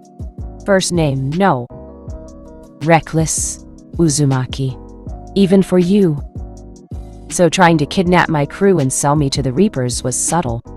Not to mention the private army of black armored soldiers. The Broker shrugged. Excessive but necessary. It was for the good of the galaxy. No, it wasn't. Liara snapped suddenly. Neither was caging Farron here for 2 years like an animal. If the Broker was fazed by the outburst, his tone didn't show it, deep and level. It sounded like a mountain speaking from the depths of the earth. Dr. Tassoni? Your interference caused all of this. Farron betrayed me when he handed you Shepard's body. He is simply paying the price for his error in judgment. The error was when you thought working for the collectors was a good idea, Naruto said. Look how well that turned out. This ends here and now. Maybe I'll let you answer a few questions before you die. The massive brute cocked his head aside, considering. Slowly, those eyes shifted back to Liara. You travel with fascinating companions, Doctor. I suppose I should thank you for bringing the shinobi to me. The price on his head is a handsome one, and the collectors are more than willing to pay. Once more, those beady eyes shifted. The Quarian is of no significant value to me, nor is Krios, but the clone of Commander Shepard could prove useful. Give her to me, and I may let you live. Jody made a sound somewhere between a gasp and a snarl. A clone, but how can that even be possible? Liara scowled at the realization, but kept her own pistol trained on the bulky form. Later. Save the anger and confusion for later. You won't be laying your hands on anyone. Maybe if you had been smart we could have ended this peacefully. There was a hint of dry, almost arid amusement in the broker's tone. There can never be peace between us, Tasoni. Neither for you, nor your companions. Leaning forward, he folded both hands beneath his heavy head. Surely you must know it is pointless to challenge me. I know your every secret, while you fumble in the dark. Which reminds me, I believe it's lights out for your friend over there. He touched a hand to his wrist, and something struck Naruto, piercing his shields like paper and drawing blood. The blonde jerked in surprise, doubling over with a groan. Well, that tingled. Jody hissed. What the hell did you do? A chakra disruptor, coupled with potent nerve toxin. The broker replied smugly, lowering the still shimmering gauntlet attached to his right arm. So long as you're within this room, you won't be able to utilize any of your unique abilities. And that poison should render you immobile in 30 seconds. You're quite powerless now, Shinobi. Naruto, croaked out a laugh. Still got my gun, asshole. It won't save you. He somehow managed to resist the urge to fire when the broker stood to his full height, the faint blue lighting from the room's overhead lights brightening slightly to shed illumination at last on the broker's form. The revelation only left him more perplexed and worried him as he took in the bizarre sight before him. Whatever the broker was, it was no race he had ever seen. Standing taller than even a Krogan, he was almost the size of a Ymir combat mech, broad and thick. Most noticeably was his equally large head, set with numerous eyes over a mouth that looked like an inverted Y. With each breath his mouth opened slightly, dozens of jagged teeth lining every inch of his maw. His ferocious appearance was only added to by the set of curved horns jutting from his head. Liara took a step back, but her voice was unwavering, even carrying a faint hint of satisfaction. Is that right? You're a Yaj, a pre-spaceflight species quarantined to their homeworld for massacring the Citadel First Contact teams. This base is older than your species' contact with the rest of the galaxy, meaning that you likely killed the original Shadow Broker 60 years ago and took over. Reading a completely unknown species' facial case wasn't a simple matter, but if the way the broker's mandibles seemed to grind together, it looked like Liara's information was correct. He saw the Yog's taloned hands grip the edge of his desk tightly while she spoke. My guess would be that you were taken by a trophy hunter as a slave, or a pet. How am I doing? Fast. That was her very next thought as the Yaj lurched upward, ripped his desk free, snapped it in half and flung both severed halves at them at breakneck speed. His gun barked almost immediately after that, waves of searing plasma spitting out at them. Naruto reached out and yanked Liara aside, taking the brunt of the flying masonry and blasts to his body. Thane wasn't quite quick enough. He went down under a pile of rubble. Not enough to kill him, but a sizable impediment regardless. The other almost smashed Liara off her feet. Jody alone escaped unharmed, an angry blur of blue and black, tucking and rolling at the last instant. Oh, fuck! Naruto's garbled voice greeted her. Liara whirled around and nearly screamed. He was missing an arm and a leg. An arm! And a leg. Those blasts had torn Throg his superior shields as though they were nothing. If she'd been hit by that. "I'll be fine," he muttered. "Just give me some time to heal." "But," he said. "Fucker doesn't know about Kaguya. Now go!" He slumps to the floor, hissing quietly. Liara bounded past him just in time to hear Jody roar and open fire, her Avenger spitting leaden death. The broker's shields flare as he turns, ignoring Gare, so fast. Liara never saw him move, only felt his massive fist planting itself in her stomach. Then, she's down. She should have given this more thought. Isn't she always questioning the recklessness of humans? And here she has let her emotions cloud her judgment. How has she been so foolish? Will her need for revenge prove to be her undoing? No time to think now. On your feet. She almost doesn't have the chance to stand on her own. The broker comes charging at her with a bloody, throaty roar, ready to rip her from her feet. Jody snarls something incomprehensible from across the hold, and suddenly the Yaj is held in a giant glowing fist of dark energy. It didn't last. The shadow broker shook free and backhanded her without so much as a thought, sending her flying across the room. Then Liara felt only a shortness of breath in her lungs. His hand is on Liara's throat, crushing tightly. "Poor Asari, you never had a chance." Liara struggles. He squeezes harder. Too strong. She can't breathe. Goddess. What has she done? What of the war? What of the Reapers? What of Shepard? But Farron. Farron didn't deserve this. Tears squeeze out of her eyes. The broker snarls, hurls her through the air. Time slows to a pained crawl. She flies backward, the air sucked out of her lungs. In the distance she hears gunshots. Everything is still. False stars shine in the false darkness of her vision. It's cold and beautiful. Will she die here? She falls for what feels like forever, shooting across the room like a bullet loosed from a gun. She salvages the landing at the last moment, pulling up a biotic field, but the pain is almost crippling. Glassy shards of white-hot agony and pain creep around her, stabbing into her as she gasps for breath, not able to get any air into her lungs. The broker thunders after, blasting tables, benches, everything apart in all directions. She needs to move. Get out of the way. Liara barely manages to roll away, to hobble to her feet. She can't stand straight. She falters and drops to one knee. The broker approaches. Liara glowers and fidgets for her gun. It feels impossibly heavy in her hand, and she scarcely has the energy to lift it. And then he stops in her track. Liara breathes raggedly, but is warm with the threat of victory. It's short-lived. Liara hears a crunch. She hears too. The shadow broker shudders, his massive bulk writhing under some strange spell, spasming beneath an unknown assault. Liara blinks, baffed. And then he screams. She follows his gaze, staring down in disbelief at the crimson-colored hands now emerging from the Yog's stomach. Naruto is standing behind him, his eyes glowing an eerie white. His helmet is gone. As she looks on in horror, he becomes something else, his body twisting and warping as divine chakra, too pure to be hampered even by a disruptor, coursed through him.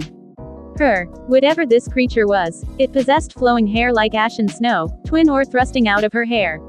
Impossibly, the armor remained intact, making Naruto's sudden change all the more unsettling. "You," the broker coughed out a bloody breath. "But how? You should be immobilized." "That," Kaguya purred coolly, "wasn't very nice. I'd be very inconvenienced if you died on me." Those white eyes flashed with murderous intent. "Did you think a mere machine could hold me? You fool." Her arms twitched within the Yog's wounds, tensing for some monumental effort. "Die!" With a cry born of pure anger, she ripped the shadow broker in half.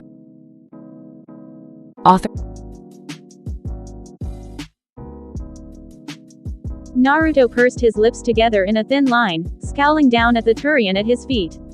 He's young, little more than a kid.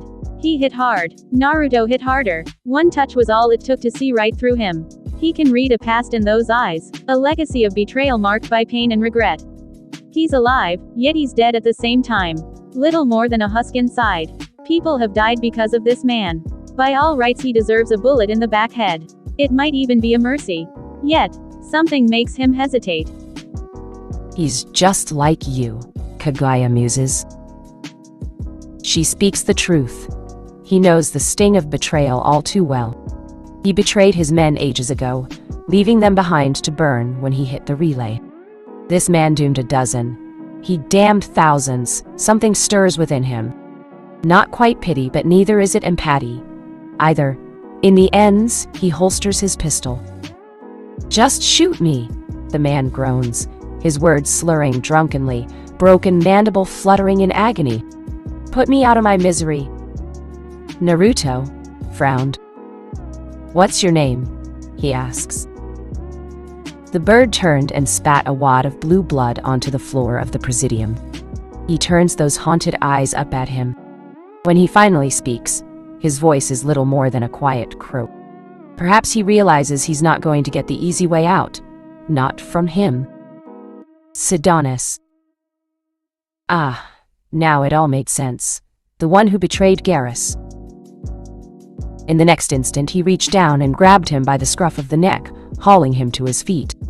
He wills himself not to cringe at the copious amounts of liquor on the boy's breath. Name's Uzumaki Naruto. You work for me now, got it? Consider it payment for spilling the ramen. Now get your ass in gear. Wordlessly, he drops him, leaving the alien to stagger in his wake. Then he turns and walks away. Where are you going? Sidonis calls at his back. I'm shipping out. Now. Got a war to win against the collectors. Collectors, you're fucking crazy. So I've been told. Now, are you coming, or do I have to tear strips out of your hide? Make up your mind. He keeps walking. I won't do it for you. Maybe. Sidonis recognizes the offer for what it really is, a chance to redeem himself, to repay his debts, make things right. Maybe he's just too frightened to question him. Perhaps it's a measure of both. Regardless, he doesn't protest. Naruto doesn't have long to wait before he hears the Turian half stumbling, staggering after him. He trips at first, but he keeps going, stumbles again but does not fall. Naruto grins. Welcome aboard.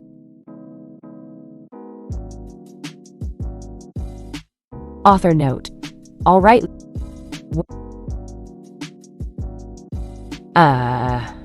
Man can have anything if he is willing to sacrifice. Webs, we weave.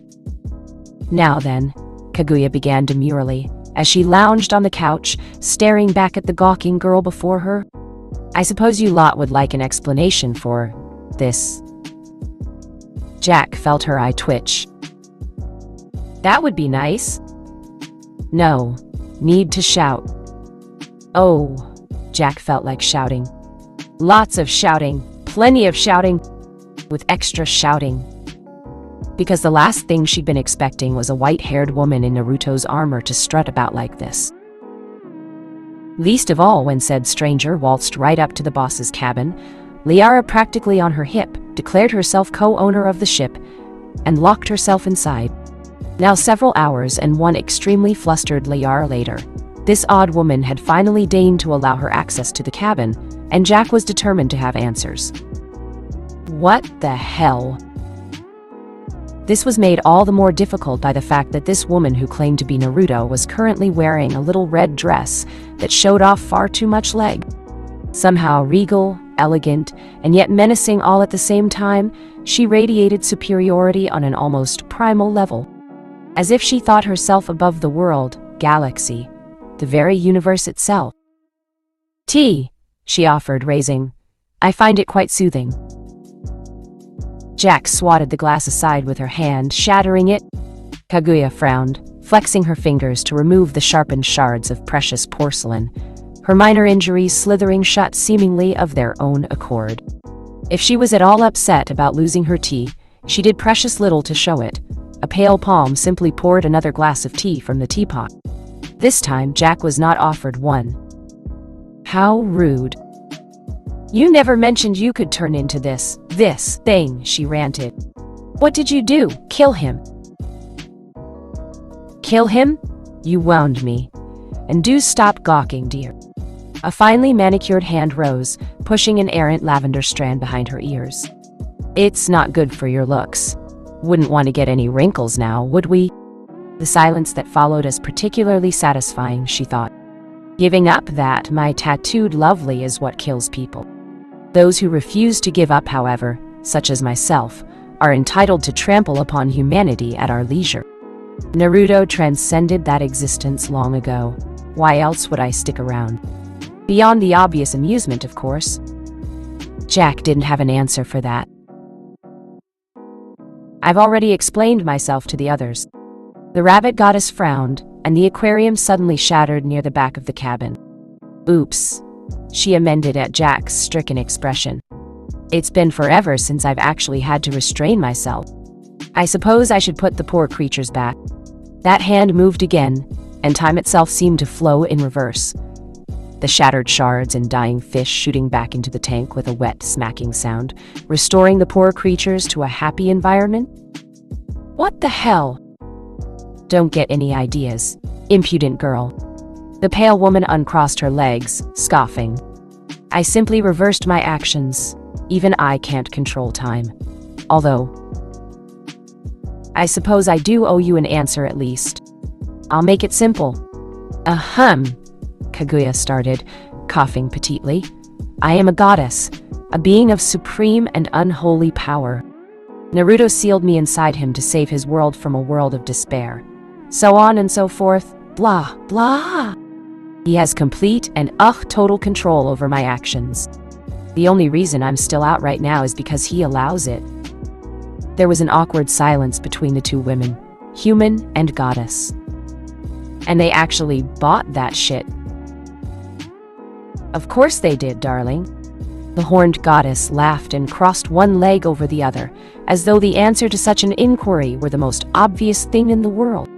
I tore a giant yag in half, right in front of them, and then proceeded to make sweet, sweet love to a lovely blue Asari.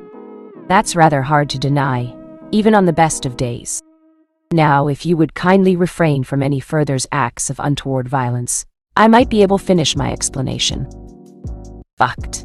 Her mind had just been, well, truly, and royally fucked. Okay, what? In exchange for saving his life while he was in that weakened state, I promised out of him. I made him swear me half a day in his body for exhausting myself like that. After all, the goddess preened, smiling. A girl needs to have a little, me, time every now and again. The Asari was simply an experiment in curiosity, I suppose. Yeah. Well, time's up. Jack snapped, clenching a glowing fist. Give him back, now. You speak as if you own him.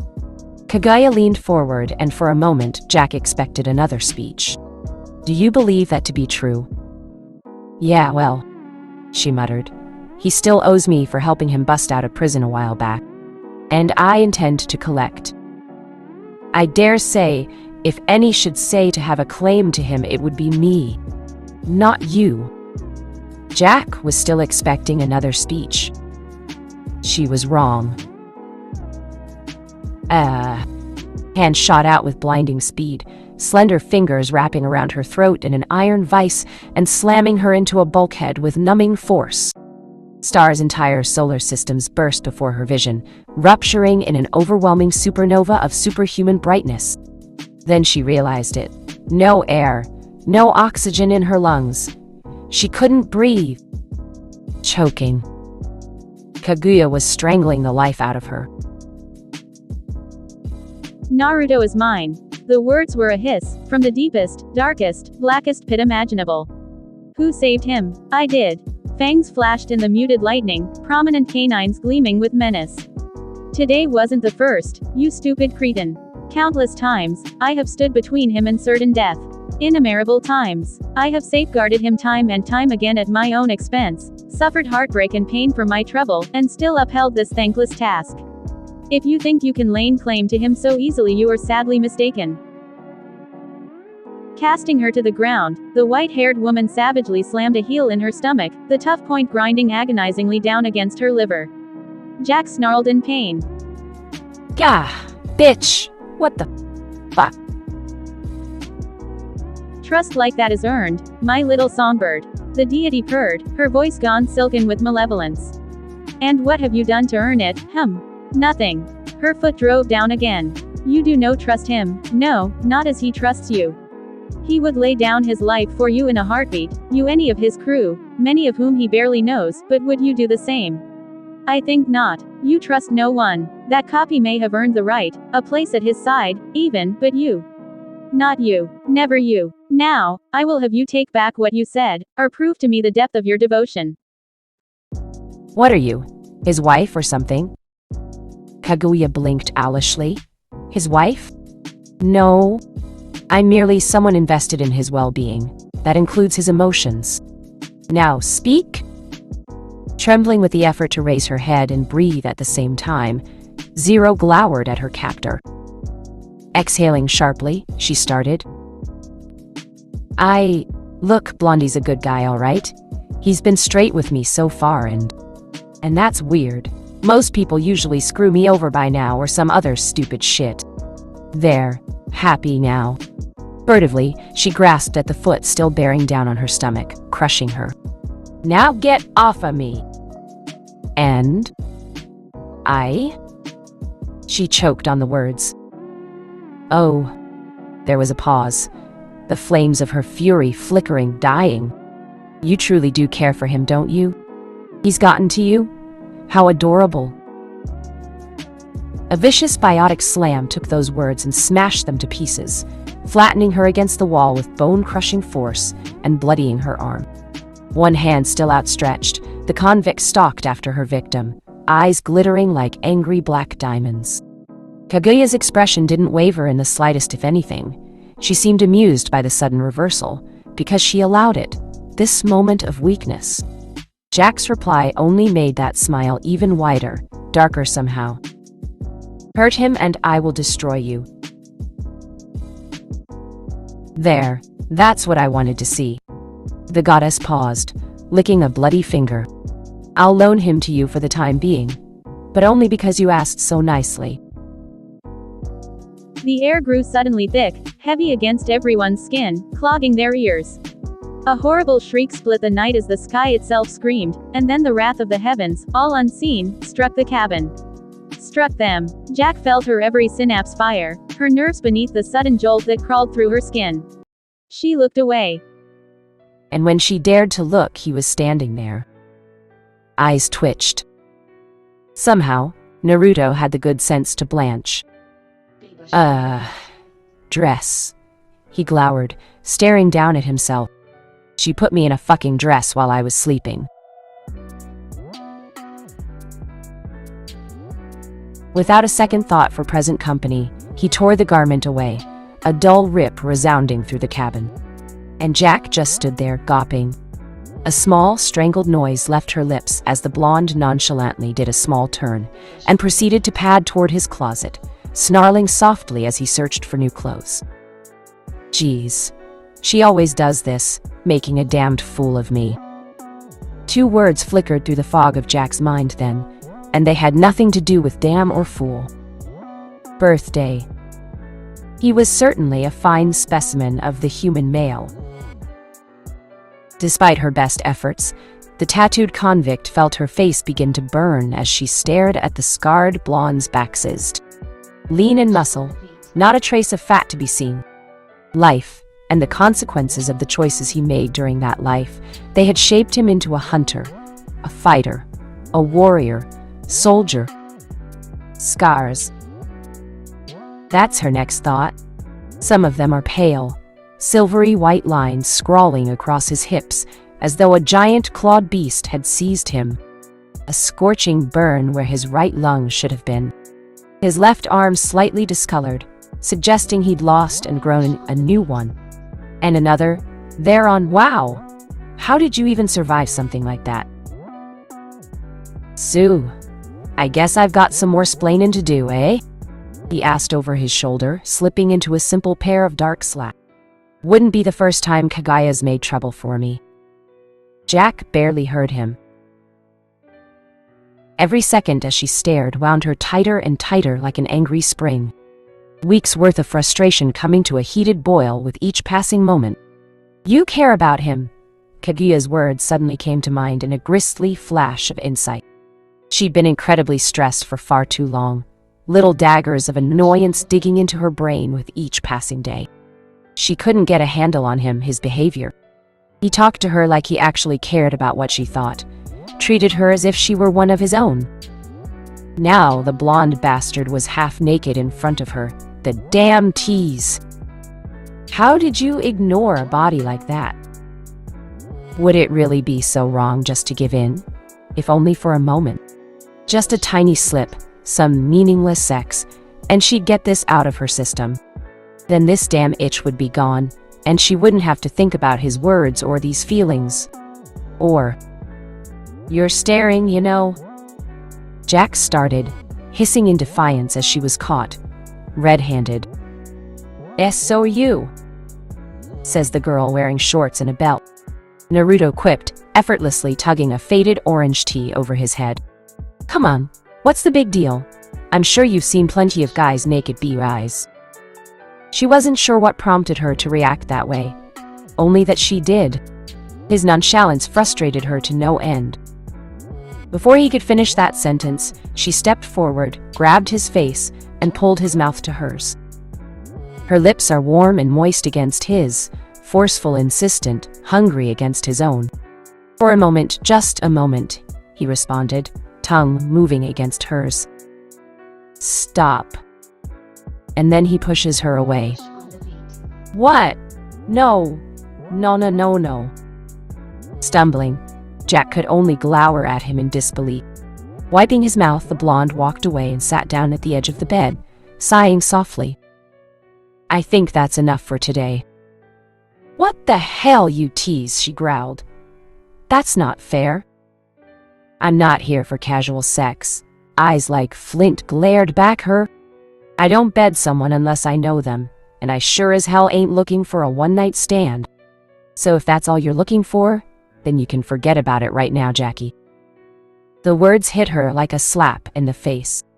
Her walls closed down around her emotions, stifling his response.